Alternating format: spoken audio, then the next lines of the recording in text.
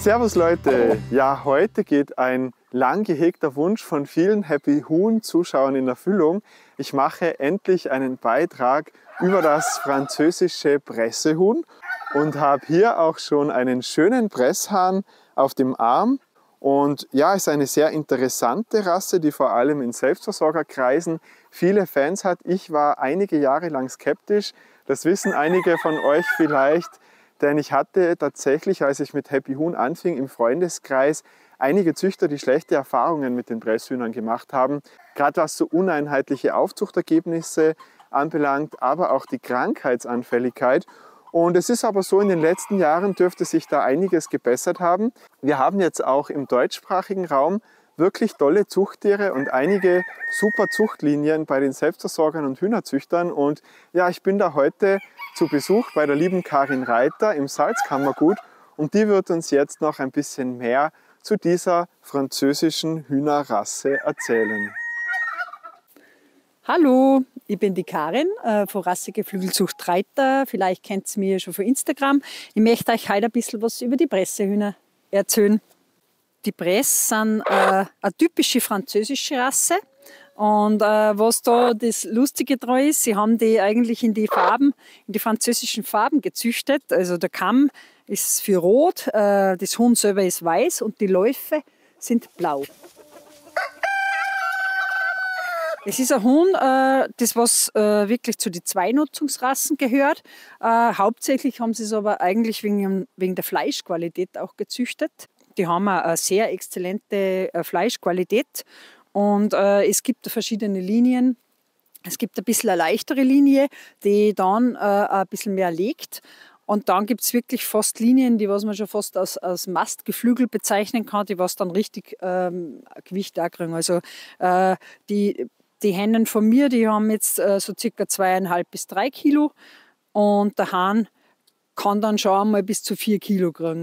Also es ist wirklich das ideale Huhn für die modernen Selbstversorger. Wenn man da wirklich einen Huhn sucht, was beides hat, dann kann man wirklich auf die Presse zurückgreifen. Jetzt außerhalb der Zuchtsaison lässt Karin ihre weißen Presshühner in einer bunten Truppe aus verschiedenen Hühnerrassen mitlaufen.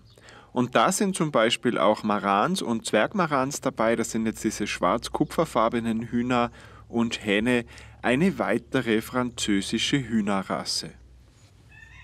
Die Presshühner sorgen in dieser bunten Hühnerschar mit ihrem weißen Gefieder und den bläulichen Beinen für schöne Abwechslung, harmonieren gut mit den anderen Rassen und machen laut Karin keinerlei Probleme in der Vergesellschaftung. Bereits bevor es die Serie Happy Huhn gab, vor etwa 10 Jahren, hatte ich erstmals mit Presshühnern zu tun. Das sind tatsächlich solche historischen Aufnahmen von damals, von meinen ersten Press, die ich sah. Und ja, es war leider wirklich so, dass die ersten Tiere hierzulande viele Probleme machten. Die Züchter klagten von Krankheitsanfälligkeit, Organproblemen, schlechter Fußentwicklung. Dieser Hahn zum Beispiel hatte starke Probleme mit seinem Fußwerk, konnte ab einem gewissen Gewicht während der Aufzucht nicht mehr laufen. Und das waren dann schon eher traurige Sachen, die sich jetzt so bei den Press zum Glück nicht mehr finden, so viel ich weiß. Die Rasse kam einfach sehr schnell in Mode, wurde viel vermehrt und dadurch gab es diese Anfangsschwierigkeiten auch inzuchtbedingt. Mit ihren blauen Läufen sind die Presshühner auf jeden Fall eine Marke für sich und apropos Markenschutz. Die Presshühner haben in Frankreich mehrere geschützte Ursprungsbezeichnungen, die ich euch hier einblende. Und zwar, weil sie wirklich auch im kommerziellen Bereich noch wegen ihres guten Tafelfleisches vermarktet werden. Und deswegen werden sie im deutschen Sprachraum auch oft als Les Bleus bezeichnet, wenn sie irgendwo gehandelt werden, einfach um solche Konflikte zu vermeiden. Generell findet man ja in der kommerziellen Fleischproduktion im großen Stil eigentlich nur noch Masthybriden und die Pressehühner sind da wirklich eine der wenigen alten Rassen, die überhaupt noch wirtschaftliche Bedeutung haben. Da werden auch über 1 Million noch produziert in Frankreich jedes Jahr und ja, ähnlich wäre es zum Beispiel noch mit den belgischen Mechelnern, die als Coucou de Malinois ebenfalls noch einen Stellenwert haben. Ganz zu Beginn der Zuchtgeschichte der Presshühner standen bodenständige französische Landschläge, die schon eher schwer waren, und die wurden ab der Mitte des 19. Jahrhunderts auf gute Masteigenschaften hin selektiert. Und dann kam es aber auch immer wieder zu Einkreuzungen von schwereren Rassen im asiatischen Typ. Verschiedene Bauernhöfe, die Presshühner züchteten, hatten verschiedene Schläge und Varianten. Der heutige Typ wurde vor etwa 120 Jahren um 1900 herum durch planmäßige Zuchtarbeit gefestigt.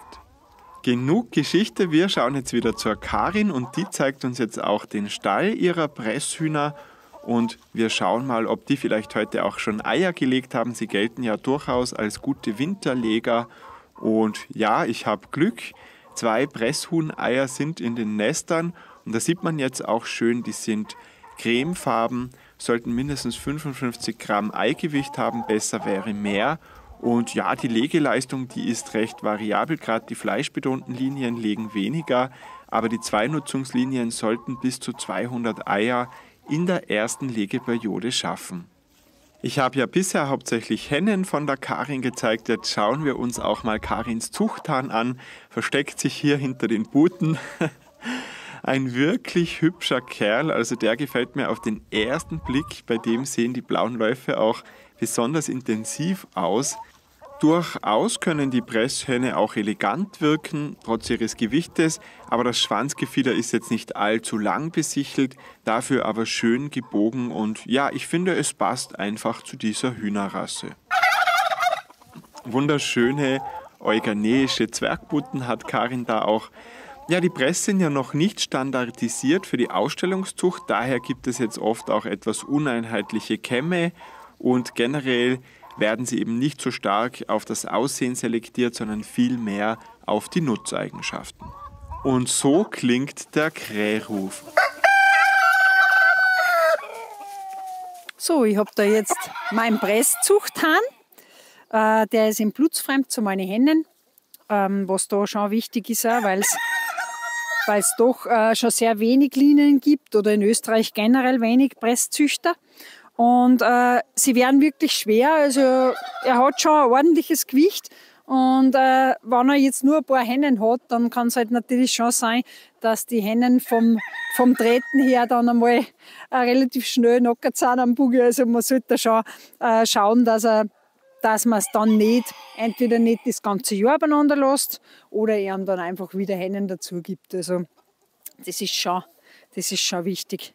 Bei so einer Wirtschaftsrasse, die was so schwer wird, ist es einfach wichtig, dass man dann da schaut, dass sie die Hennen danach auch wieder erholen können vom Gefieder her.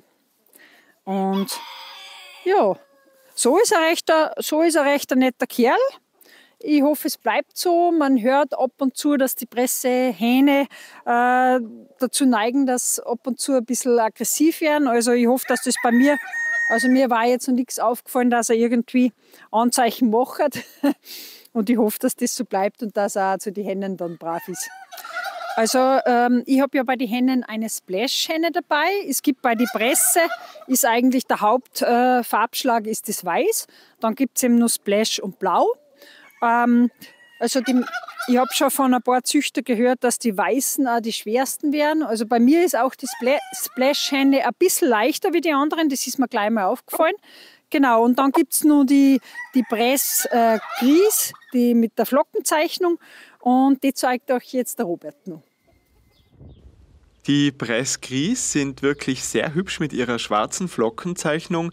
Von Hühnergenetikern werden sie tatsächlich auch eher den Sprenkelhühnern zugerechnet als der Verwandtschaft der weißen Presshühner und sollten darum eigentlich wie eine eigenständige Rasse behandelt werden.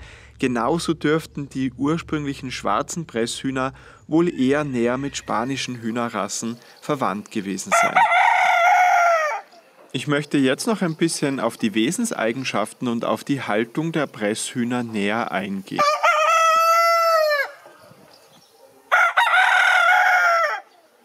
Presshühner werden ja dann doch recht schwer und verhalten sich gleichzeitig auch eher ruhig und deswegen ist es wichtig, wenn man sie mehrjährig halten möchte oder gerade auch Zuchttiere mehrjährig verwenden will, dass man ihnen genug Bewegung ermöglicht. Dann bleiben sie fit, auch in der Fütterung ist ausreichend Frischfutter wirklich wichtig für die Fitness. Und damit es zu den alten Laufproblemen nicht mehr kommt, genug Mineralstoffgaben und Vitamine während der Aufzucht. Karin erzählt uns jetzt noch etwas zum Bruttrieb der Bresse.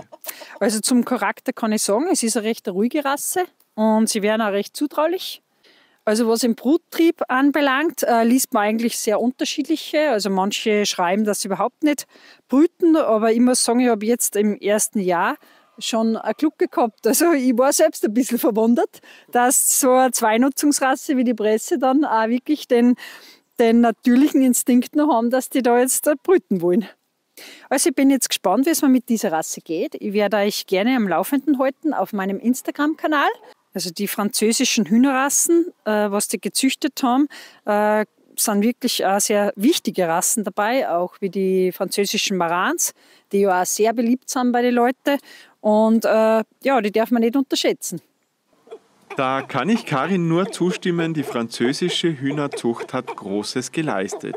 Und der volle Name der Presshühner ist übrigens nicht Bresse Gauloise, sondern Bresse Gallois in der Aussprache. Also Bresse Gaulois, es kommt von den Galliern. Ja, französische Hühnerrassen habe ich euch im Laufe meiner Serie immer wieder vorgestellt, so zum Beispiel auch in Folge 197 die La Flèche-Hühner mit diesen tollen Teufelshörnern, die ja auch echt super aussehen und von daher schaut euch das gerne mal an. Danke fürs Zuschauen.